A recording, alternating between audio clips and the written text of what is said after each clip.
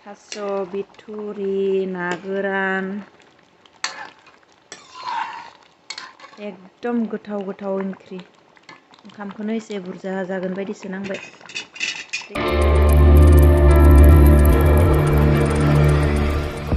Good morning बयनिसिमबो आंनि आरो मोनसे गोदान ब्लगाव नोंथांमोननिसिम आंनि गोसो गोरबोनिफ्राय अननाय जासिहरबाय। आं दिनै फुङावनो दाबसे जायगायाव थांनानै फैबाय। दा 9टा जाबाय, ओंखाम बहायबाय आङो। ओमफ्राय दा मैद्रु ओंख्रि संगोन आं दिनै। मैद्रु ओंख्रिखौ माने बासिनानै लाबाय, बासिना लानानै सोमनानै दोनदोंमोन। दा बेखौनो सुनिसै। बेयावनो सोमना दोनदोंमोन आङो ओंख्रिखौ, ओमफ्राय दा सुनिसै। सुखांबाय ओंख्रिखौ बहायबाय आङो, थाव होआखै माने बेबायदिनो होबाय। ओमफ्राय बयलसो नालाय, ओमफ्राय दसे खोबना दोननि, दायोनो सेमलांगोन बेयो। मैद्रु ओंख्रियालाय दसेनो मोनो, ओमफ्राय बाबुआ माने मैद्रु ओंख्रिखौ गाहाम मोना।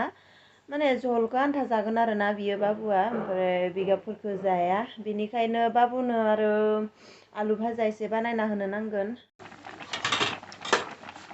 मैद्रु ओंख्रिया मोनबाय, दुन्दिया बिलाइबो होबाय।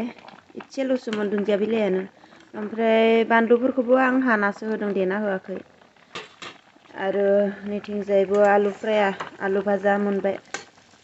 दायो जोङो टिउसनाव थांनो ओंखारबाय, 11:30 जाबाय नालाय। ओमफ्राय स्कुटियाबो थावानो गैया, जेन तेनसो मोनहैगोन थाव दिपु। स्कुलाबो थाव दिपु खाथियावनो नालाय, ओमफ्राय टिउसना स्कुलावसो लायो, टिउसनखौ स्कुलावसो लायो। ओमफ्राय मोनहैगोन। गेजेराव थाव जोबना होबा मा खालामगोन बाबु? फैफिना मोनहैगोन।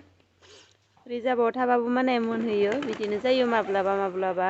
थाव दिपुआ गोजान जायो नालाय, मैया सोना लाबोआसै, ओमफ्राय दा जोबना थाबाय। दहाय फुङावबो थांबाय नालाय आङो दाबसे जायगायाव। खुस्रा गैया?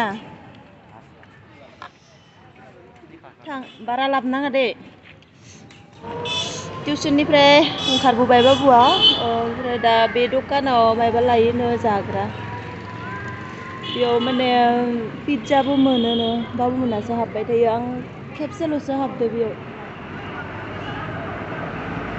स्कुल खाथियावनो दङ बे दखाना। बेयावनो बानायो बाहेराव जाग्राफोरखौ। फैबाय, लासै लासै फै। मा लाबोखो? मा लाबोखो? थाव दिपुआ बेनो, ओमफ्राय बे थाव दिपुनि उनथिंजायनि बिल्डिंआनो बाबुनि स्कुल। फैयै फैयै ट्रेन गेटआव फासिबाय, ट्रेन गेट बन्द' खालामबाय। आरो ट्रेनबो फैनानै गेजेरावनो लाखिसिगोनसो नामा। आं साना जादोंमोन, ओमफ्राय साना लानानै जाबाय थानायावनो बाबुआ फैना होबाय। बाबुआ सुथि जाबाय माने। साना दखानियाबो एसे लेटहै फैबाय दिनै। ओमफ्राय बाबुआ जे दखानाव हाबदोंमोन ना, बे दखानाव माने बेबायदि रिसिप्ट हरो आरो। मा होनो, बेसां दाम लादों, ओमफ्राय खैथा बाजायाव लादों, बेफोरो गासिबो थाजोबो माने बेयाव। एटायाव लादोंमोन ना, 10 तारिख, दिनै 10 तारिखआव लादोंमोन। ओमफ्राय एटा बेसाङाव लादोंमोन? 43। एटा 43आव लादोंमोन बाबुआ। बे दखानाव हाबदोंमोन आरो एटा 43आव, ओमफ्राय 30 थाखा लादों। बेबायदि रिसिप्ट हरो, बेनिखायनो गाहाम मोनो आरो बाबुमोना बेयाव हाबनो। एकदमबारे गुवाहाटीनि दखानाव हाबनाय बायदि मोनोनो आरो इसोरो। नायनाय मा मा लाबोदो? साना जानानै आलुजोब्बाय। आरो बिखौल'सो लाना फैबाय थायो नायलाय। आरोलाय मोननै पेकेट गिदिरा मोननै। बाबा फन हरदो। मोखै हाननो फैलायबाय बारियाव, आलासि फैदों माने आलासिफोरा लाङोनो मोखैखौ। एनेका गोखै माने मोखैया, बिसोरसो मिथिगौ आरो माबोरै जायो बिखौ। ओमफ्राय आंथ' हाया जानो, ओरैनो सेवगारलाङोसो सिरिनानै नै सिरिदोंना, बेबायदिनो सिरिनानै सेवलाङो माने।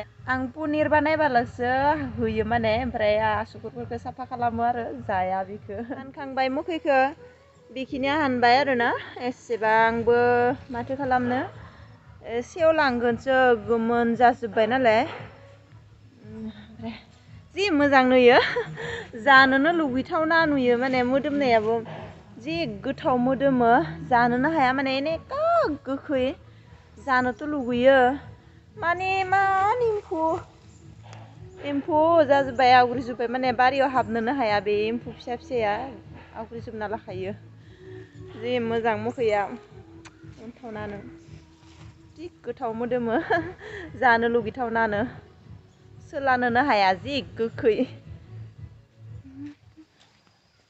गामियाव फैदोंमोन आङो नै काट लांनो फैदोंमोन गथ'फोरनि बिजि होनाय काट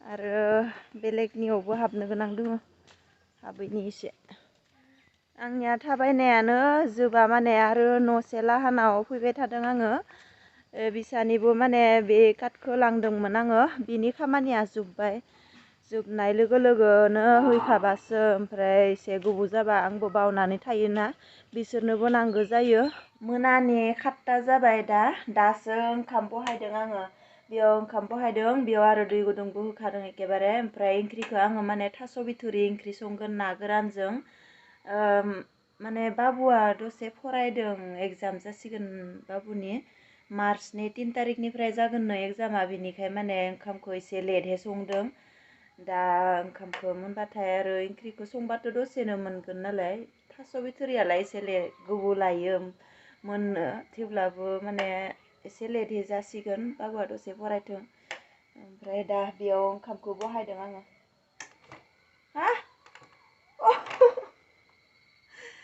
गेसानो जोबना थाबाय गेसानो गैला माने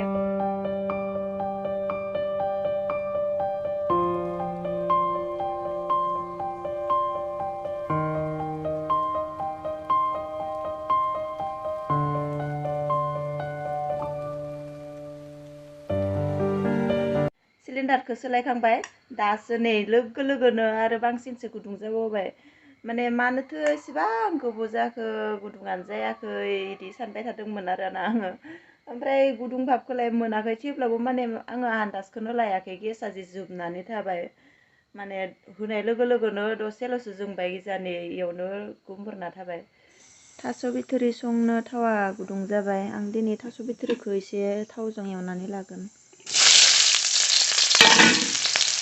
थास' बिथुरिखौ एवनानै संख्रि होबाय ओमफ्राय दसे खोबनानै दोननोसै दा दै ओंखारगोन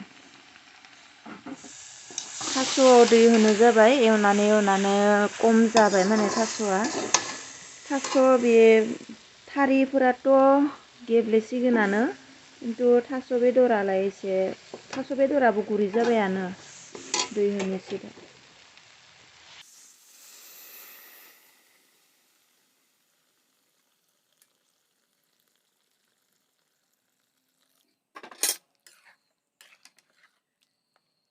दा खोबना दोननोसै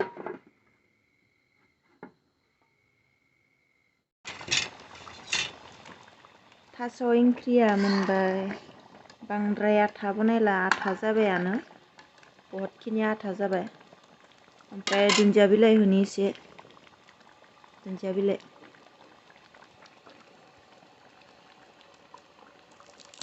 दुन्दिया बिलाइ होबासो गोथाव जायो गोथाव मोदोमो आरोना दुन्दिया बिलाइ होबाथाय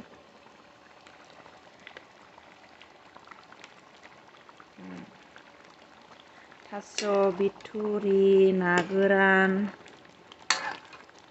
एकदम गोथाव ओंख्रि ओंखामखौनो एसे बुरजा जागोन बायदिसो नांबाय दैयाबो गुदुं जाबाय